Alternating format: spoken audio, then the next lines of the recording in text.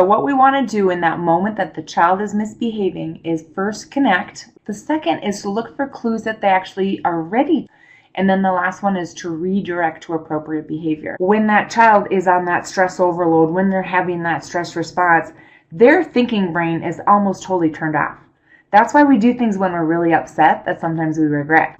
Now, when you're a young child, it's even more so. So the thing we want to do first is connect.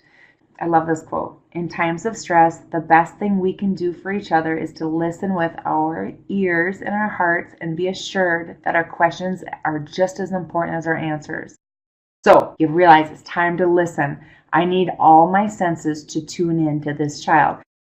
Down at the child's level, and you're going to try and get them out of stress response. So imagine a dog that's growling at you. You're not going to want to go roar to the dog. It's going to make the dog bite you. It's the same. It's instinct that does that. You got to calm yourself first. So don't do it when you're upset. So you're calm. You take your deep breath. You get down. Open up your hands. And then you're going to listen. Tell me more. What is it? Try to repeat back what you hear. Try and acknowledge their feelings. Put yourself in their experience and really try and speak from their perspective. Here's an example. I'm at a preschool and I was informed that this is the challenging child. He's a 5-year-old. So they're getting ready to go to circle, and the 5-year-old says, "No, I won't go." And they said, come on, you like circle. And he goes, "No, I hate it. I hate school." She's like, "No, you love school." So they're in this whole argument. Finally, she gives up. She walks away. So I stood there. I'm like, okay, get into his perspective. Where is he coming from? He sounds like he's really upset. He's probably been told what to do a lot today. You know, it'd be really hard to be at preschool, how you're told what to do and where to go and to stop playing what you want and to start doing things you don't want to do. That'd be hard, right? So I'm trying to put myself in his perspective. So I was like, gosh, you seem really mad. Are you mad? I don't think you're probably a mad person. I think you might be mad about something. He goes, "I hate school." Like, oh, you don't like school. You don't want to be at school. I want to be home. You want to be home. Oh, I totally understand that. Sometimes I want to be home too. Wouldn't it be nice if you could just be in your bed with your mom and just snuggle and read a book and you didn't have to even get out of your bed all day? And as I'm talking, you can see his body relax. The other lady starts to walk back over. He jumps up with a smile and goes over to circle and sits down. Not only that, he was my friend the whole day. So all I did, even as a strategy at that point, was just really tune into what he was feeling and be there with him.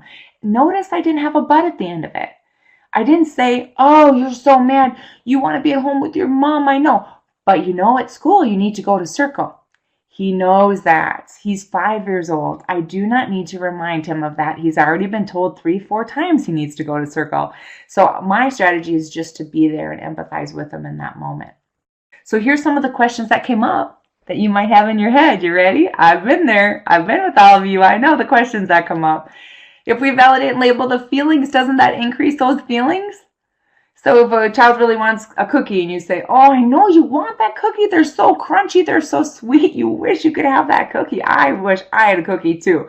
I wish I could eat cookies all day long." If you're really into that, not just counting, but just really into what that might feel like to be that way, is that going to make them go, "Yeah, right, I do"? Not usually. If you really tune in and label those feelings, the stress goes down about 50%. Believe it or not, 50%. This is more likely what's to happen. And when you're able to label and really connect with the child, they're able to kind of come down out of that stress and be able to connect.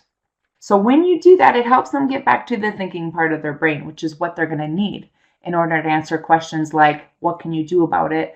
Problem solve, remember what the rule is, those kinds of things. First, they need to be in the thinking part of their brain. Another question, does it spoil the child? Isn't it spoiling? No. Giving too much stuff, sheltering kids from natural consequences, shielding them from disappointment, serving the child what they want all the time, and not setting any limits that you follow through on.